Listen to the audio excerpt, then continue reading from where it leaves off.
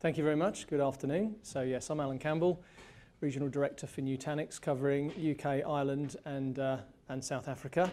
What I wanted to talk about for this 15-minute lightning slot was really the change that we're seeing in computing infrastructure that is really being shown in the sort of cloud scale infrastructures that we're seeing by some of the very large cloud companies, and talking about some of the technologies that have really driven those changes, and then perhaps summarising what the relevance of that may be to the kind of projects that we're interested in here around end-user computing. So just to start off, I think before we start talking about what we're seeing the big cloud companies doing, it's quite interesting just to take a look at what we in enterprise IT are trying to achieve when we think about the next generation data center or the next generation platform that we're going to base our services on. And clearly there are many different attributes that we could talk about for more than 15 minutes that make up what a next-gen data center should look like. But I want to highlight some of them that I think are particularly relevant. Clearly, we're continuing to virtualize in ever sort of greater amounts proportionally across our estates, and the benefits of virtualizing are very clear from an operational perspective and indeed a cost of ownership perspective. So that trend is continuing to grow. Secondly, we're starting to see different architecture components within the data center stack converge together.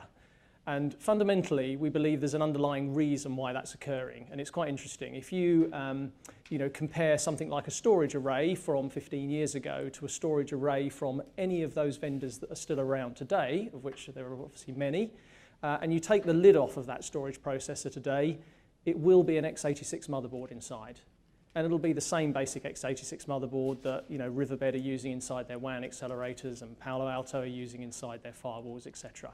So there's a common platform that is clearly taking over our data centers, sometimes by stealth. And this is leading to a rise in infrastructure services being delivered as a software function, living on top of what is effectively that commodity hardware. And that gives us a massive opportunity to consolidate. We're kind of used to consolidating, aren't we? If you think about virtualization, when we used to have physical servers running applications, we consolidated them together and ran many services on one physical host. So now we're starting to see an emergence of that impacting infrastructure services because of that underlying commoditization of the hardware platform.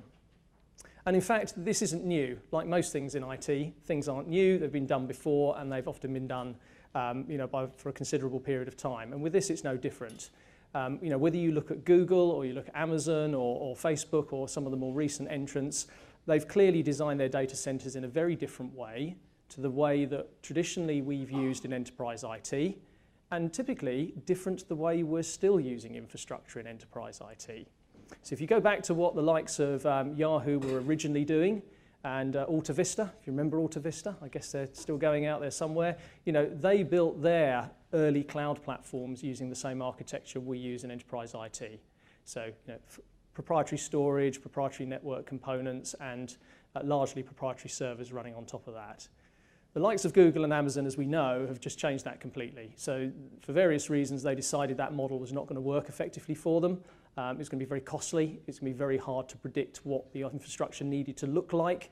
It was going to be very lengthy to deploy. And it was going to be extremely challenging to scale, and to scale effectively in a kind of linear and predictable manner. I think it's quite interesting, those things. That sounds a little bit like an end-user compute project, doesn't it? So what we're kind of looking at here is a fundamental shift in the way that data centers are being built. And what we're starting to see is companies coming to the enterprise world, of which Nutanix is just one example, that is driving some of that original innovation into enterprise IT. So I'm going to talk a little bit about sort of how that's being done. So what are the components that the likes of Google and Amazon and Facebook and LinkedIn, etc., have used? It is fundamentally that commodity x86 server with local storage, connected together using standard 10 gigabit top-of-rack Ethernet. That's fundamentally the hardware components. And the way they've delivered the infrastructure services that they need for Gmail and YouTube and Picasa in the case of Google to work has been all delivered in software. They've had the luxury of starting with a clean sheet of paper. They've got no legacy apps to worry about. And they've also got the luxury of having sort of very skilled and a large number of development people as well. So in a very different space. But what those companies did do, which again you don't typically see in enterprise IT, is they collaborated together. So the open source community, largely fueled by people from Google, from Amazon, from Facebook, etc., produced a couple of really key computer science techniques effectively that companies are now starting to take advantage of in a variety of areas, and Nutanix is the company that's bringing this to enterprise IT. The first of these I wanted to talk about was the concept of NoSQL. So NoSQL is distributed database. You might know of Cassandra, which is an example of the NoSQL instance, and the idea being that you have a massively parallel shared nothing database structure, if you will, that can span many nodes within a cluster. The second thing that was used within those companies' infrastructures was something called MapReduce, which was pioneered by people working at Google. But again, rather than keeping that totally proprietary, it was open sourced.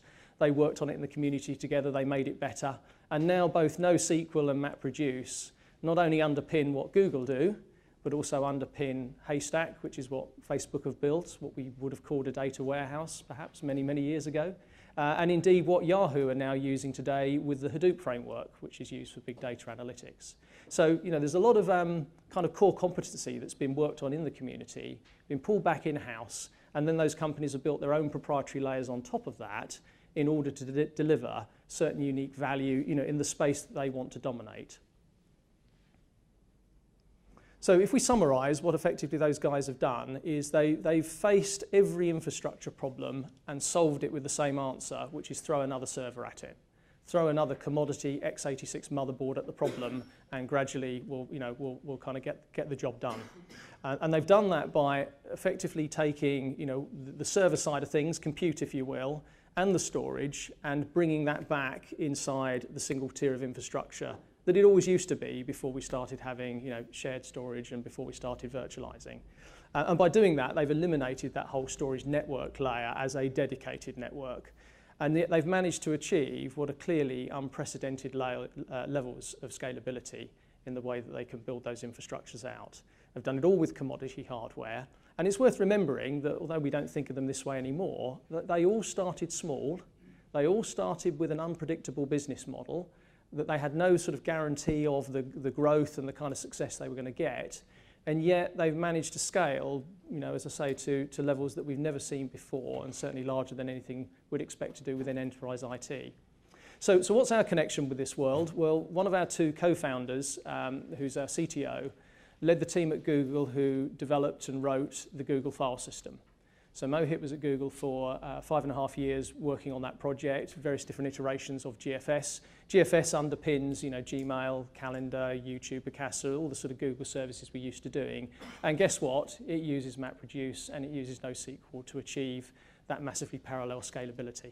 And he saw an opportunity to take those same underlying open source techniques, but this time to apply them to virtualization. So to build an enterprise class file system structure that was custom built for running virtual machines, and therefore allow everybody to build their virtual data center platform with that same principle of kind of start small, scale out in a predictable, incremental manner with no effective glass ceiling on the level that you can scale to.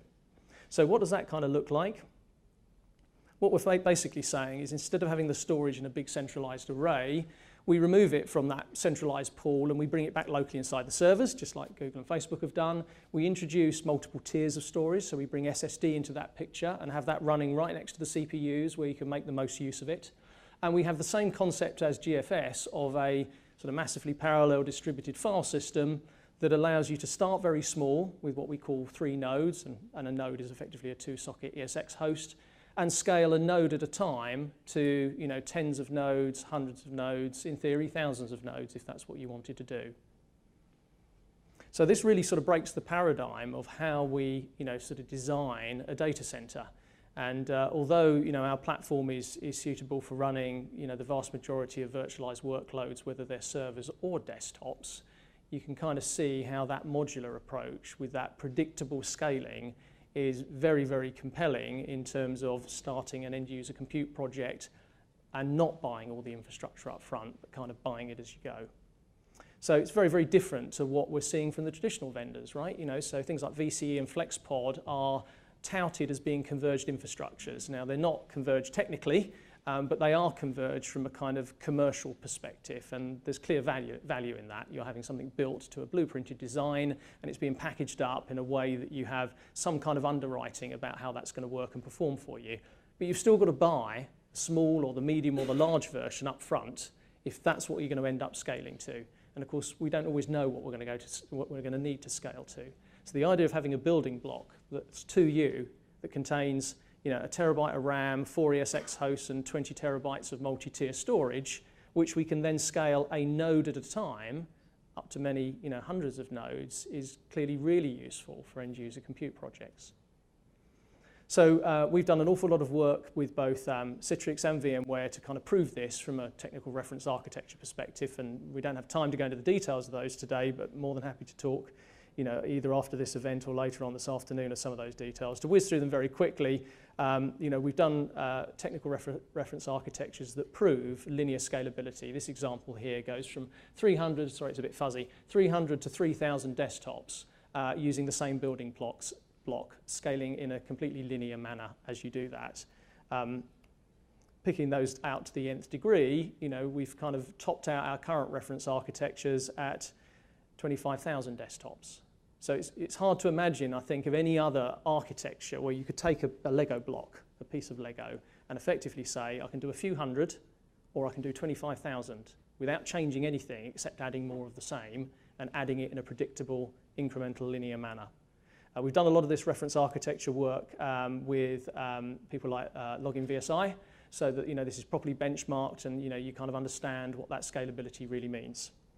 We've also got currently the first and only validated technical reference architecture with VMware for the Horizon suite as well. So we're putting a lot of investment into this and hopefully saving people kind of reinventing the wheel, as it were. So just to conclude, you know, a very differentiated way in terms of building virtual data center infrastructure for both servers and for end-user compute functions. We know whether that's VDI or more server-based computing. Hopefully that's given you a little bit of a flavor of how some of those techniques from the kind of cloud world is starting to permeate enterprise IT and is starting to make a real difference in kind of the cost model and the way that we roll those out. So I'm not sure if we've got any time for any questions here and now. If we don't have, then we've got our booth over there and we can certainly speak. Why are you using a VMware and not like KVM? I mean, doesn't that become exorbitant, very expensive to use VMware? Yes, that's a really good question. It's something that we Why not? I mean, are you looking at OpenStack in the future as well? You know. Yeah, no, great point. So to be very clear, and I perhaps didn't make this as clear as perhaps I should have done. You know, we kind of present our platform, that 2U block, as a virtual appliance. So in other words, that is running the hypervisor as well as containing the hosts and the storage. So, you know, to answer your question there, you know, the hypervisors we support today are ESX, you know, vSphere, the vSphere stack. That's clearly what we're selling commercially by some country mile. We also support KVM, and we're doing an increasing amount of work with the OpenStack community to integrate further into there with the different modules within the OpenStack piece. And it won't surprise you to know that there are other hypervisors that we are working on as well. And what's really nice about this, and the one you're probably thinking of in your mind, you know, we plan to launch during the course of this year. The really nice thing about this is because we're hypervisor agnostic and indeed hardware agnostic, you can have different versions of our physical appliance, different kind of combinations of hardware in terms of CPUs and storage and tiers, running different hypervisors all within the same storage cluster. So for customers that are looking to do a bit of VMware and a bit of something else, and we kind of, you know, hear a lot of that starting to become a direction that strategically people want to go in, you've got a single platform that allows you to kind of mix and match how many of those, what proportion of those 2 hypervisors or 3 hypervisors you might want to support.